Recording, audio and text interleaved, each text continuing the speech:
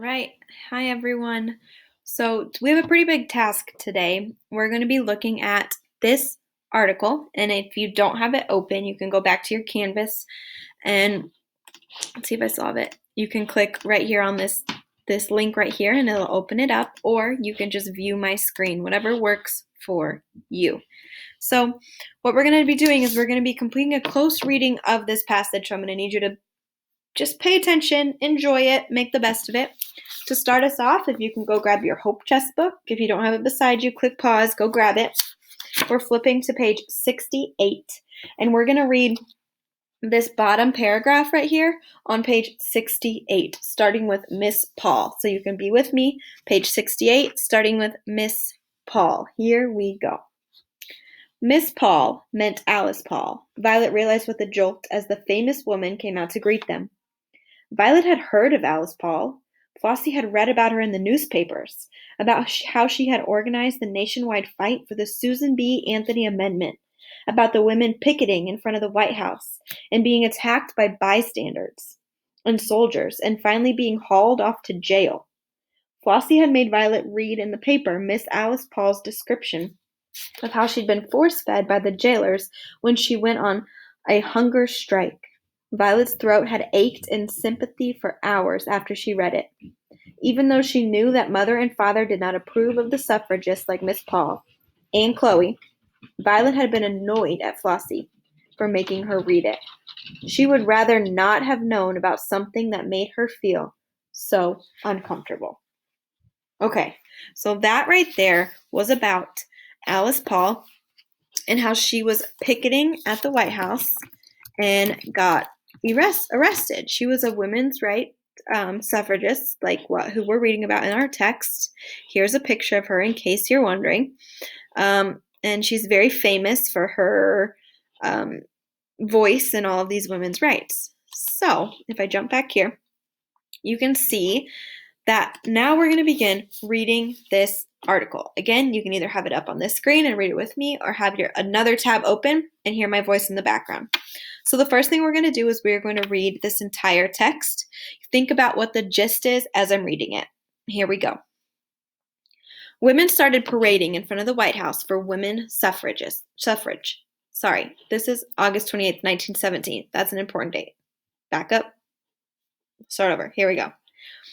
Women started parading in front of the White House for women suffrage, women's right to vote. During January 1917, on August 28th of that year, 10 suffragists were arrested. The women wanted President Woodrow Wilson to support the proposed Anthony Amendment to the Constitution, which would guarantee women the right to vote.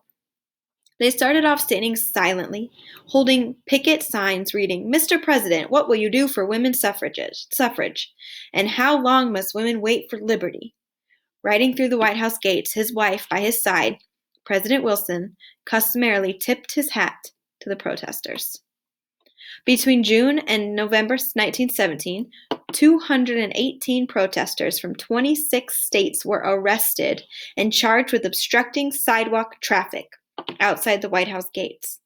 During that time, messages on the picket signs became more demanding. The women took advantage of the United States' entry into World War I on April 6th. When Russian envoys came through Washington, posters proclaimed that the United States was a democracy in name only. Bystanders erupted in violence. What was the suffragists' next move? The leader of the National Women's Party, Alice Paul, staged a hunger strike in jail after her arrest. Prison doctors had to force-feed her and others, with all the pressure from publicity generated by the White House pickets. The arrest and forced feedings of women protesters, President Wilson finally lent his support to the suffrage amendment in January 1918. Congress approved it, and on August 18th, 1920, with the ratification of the 19th Amendment, women achieved the right to vote. That day is now commemorated as Women's Equality Day. All right, so that is the passage, and as you can see, it is true, it's a nonfiction text, and it relates directly to that little paragraph we just read in our book about Alice Paul. So there's the connection there, so just keep that in mind. So what I want you to do right now is I want you to think about what is the gist of this section. Remember, you have your document that you can open up in your Canvas. What is the gist of what we just read? Just do your best. Go. All right, now that you have done gist, I now want to start close reading. And remember, when we're close reading, we look at paragraph by paragraph and we pull out specific sentences and words that are important. So the first thing we're going to look at is, before I do this, let me review the gist. So a good gist for this section would be like that how women were picketing, which we'll talk about that word, the White House to get presidential support for the amendment to give women the right to vote. So women were fighting in front of the White House, protesting to get the right to vote. So now let's jump in. The first sentence we're going to start looking at is this one right here. Women started parading in front of the White House for women's suffrage, women's right to vote during January 1917. Okay? The phrase they want you to focus on is this bold one right here. Women suffrage. All right. I want you to think, what could that mean? Okay? What could women suffrage mean to you? Look at the clues in the text. Ready? Women started parading in front of the White House for women's suffrage, women's right to vote during January 1917. There's a clue in the text. What does women's suffrage mean? Go. All right. I hope that you saw this. There was a definition right after it. Women's right to vote. So women's suffrage means women's right to vote. So women were out in front of the White House trying to get the right to vote. All right, now let's look at the second sentence. On August 28th of that year, 10 suffragists were arrested. 10 suffragists were arrested. So now that you know what women's suffrage is the women's right to vote, what do you think suffragists mean? Go. All right, so good. So suffragist means it's the women who fought for the right to vote. Okay, so it's the actual people, the women, who were fighting for the right. You would call them suffragists. In our text, Violet is becoming a suffragist. You know, Chloe is one. And there's many other characters that we've met now that they've been to DC that are also suffragists during this time. All right, good. So now, let's keep going. We are going to read the third sentence. The women wanted President Woodrow Wilson to support the proposed Anthony Amendment to the Constitution, which would guarantee women the right to vote. All right, so in the Hope Chest, you have seen references to the Susan B. Anthony Amendment. We've talked about that a little bit together, but you've definitely read it a few times. So Susan B. Anthony, she was a woman during this time too, before the 1917 was when she was big. It was in like the late 1800s when she was really famous for her amendment. And what she wanted was the supreme law of the country to be amended of the law to allow women to vote. So she wanted, in the 1800s, before this even happened, she wanted the law to change and she wanted women to be able to vote. And unfortunately, in the 1800s, it didn't go through.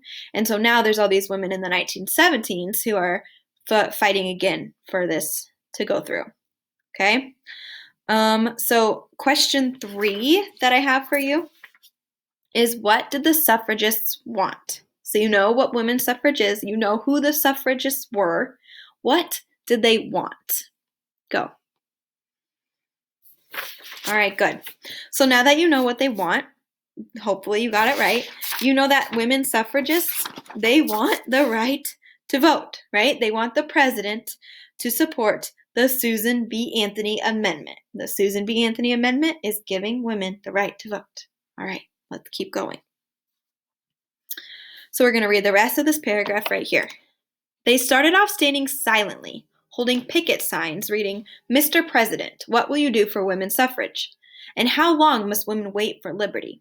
Riding through the White House gates, his wife by his side, President Wilson customarily tipped his hat to the protesters.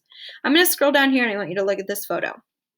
this is a photo from 1917 of the women picketing in front of the White House. So there was that word picket up there. And what you're thinking about, it says they were holding picket signs. So what you're thinking about is, what are picket signs? So what do you see? Well, we see women, we see signs. It says those phrases that the text told us it says. Mr. President, what will you do for women's suffrage? How long must women wait for liberty? And so now that we've studied this photo, I'm going to scroll back up to the text. What are picket signs? What do you think picket signs are? All right, good. So picket signs are signs that people hold that go along with protesters. Okay, so if you are picketing, it means that you're standing somewhere protesting. Okay, here we go. All right, so now that we've finished this whole paragraph and we've kind of dug deeper into what it means, I want you to think, what is the gist of just this paragraph? Earlier you did the gist of the whole passage. Now that we've read this text, this paragraph deeper, what is the gist of this paragraph? All right, good. So hopefully you said something along the lines of how women were picketing outside the White House so that the president would allow women to vote. Something along those lines. Okay, let's jump down to paragraph 2.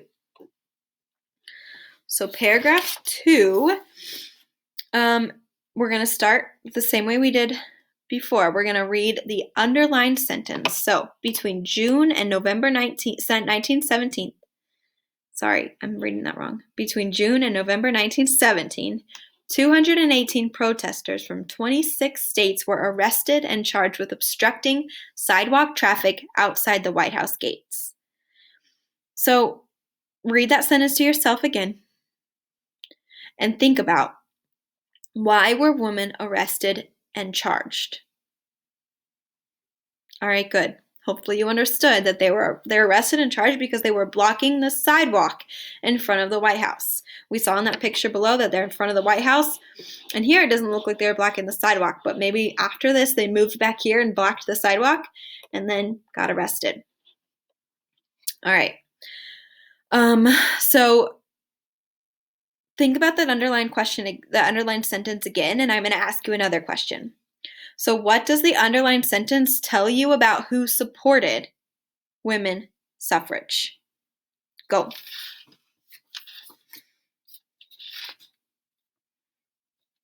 All right, good. So hopefully you noticed that the people who were supporting them came from 26 states, right? They weren't just from one place. They were from all over the United States, which is pretty cool. Okay, so let's keep going. All right, our next sentence. During that time, messages on the picket signs became more demanding. Okay? More demanding means that the messages were becoming more insistent and more forceful. So why do you think that after these women got arrested and all that, these messages became more demanding, became more forceful and insistent? Go.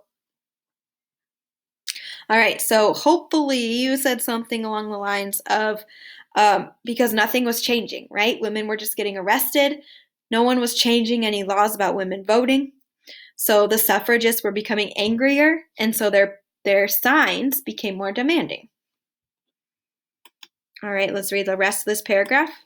The women took advantage of the United States' entry into the World War I on April 6th. When Russian envoys came through Washington, posters proclaimed that the United States was a democracy in name only. Bystanders erupted in violence. What was the suffragists' next move? All right, first I want you to focus on the word democracy. So an example of a democracy is that how we choose our president. We vote, right? So that's an example of a democracy. So that's just important to know. And then also an envoy right here, how it says Russian envoys came through Washington. An envoy is like a messenger from another country. And so when these Russian envoys, these Russian messengers came through, and there were posters about the United States, how it was a democracy, and name only, it didn't look very good on the United States. What I want you to focus on is this phrase right here now. It proclaimed that the United States was a democracy in name only. What do you think it means when it says the United States was a democracy in name only? All right, so hopefully you understood that, and if not, it's okay because this is tricky. It means that the United States was called a democracy, but was it really if only men could vote? All these women were standing there wanting to vote, and they couldn't, so they felt that it wasn't really a democracy because they didn't have voice. All right. So let's keep moving. Now that we have dug deeper into this paragraph, I would like for you to stop and write the gist of this paragraph. Go. All right, good. So the biggest part is that women were getting arrested during this time, and that they felt that the United States was not a democracy. All right, last paragraph to dive in. The leader of the National Women's Party, Alice Paul, staged a hunger strike in jail after her arrest. Prison doctors had to force feed her and others. So what's important is that a hunger strike means that you don't eat. And that's extremely extreme, right? And very dangerous to do. You need to eat to live, so don't do that. And what was important to also realize is during that time, people didn't have like social media or phones or ways to get information out quickly, right? So they kind of went to extreme measures to kind of make a point. And one of those was how Alice Paul staged a hunger strike and women were starving themselves. But that kind of also tells you how serious this was to them. And then they would get noticed by newspapers and stuff, which was their goal. So what I want you to think before I finish reading this paragraph is, what connections can you make between this text, this right here, and the hope chest? So think about this sentence here, these two sentences. What connection can you make between these two sentences and the hope chest? Go. All right, good. So if you go to page 68 of the hope chest, it talks about how Flossie made Violet read in the paper about Miss Paul's description of how she'd been force-fed by the jailers and went on the hunger strike. So there's your connection right there. Okay, with all the pressure from publicity, why can't I say that word today, generated by the White House pickets, the arrests and force feeding of women protesters, President Wilson finally lent his support to the suffrage amendment in January 1918. Okay, we're on this part here. So, that's a big deal, right? That's when President Wilson finally started supporting the women during this time. Okay? All right, let's keep going. Congress approved it. And on August 18th, 1920, with the ratification of the 19th Amendment, women achieved the right to vote. This is a very important date. This is when women earned the right to vote. All of this hard work that we've been reading about, this picketing, this being arrested, these hunger strikes, it paid off because on August 18, 1920, women achieved the right to vote. And that date now is commemorated, which means celebrated, as Women's Equality Day. So it's a day to celebrate when women got the right to vote and how we're all created equal. And yeah, so now that we've read that paragraph, what is the gist here? All right, good. So hopefully you have now some more information to help guide you as you're reading the Hope Chest. This was a good background information to talk about how women worked really hard to get this right to vote and how then we did in 1920, which is awesome. And yeah, so hope you enjoyed this little part, and I will see you later.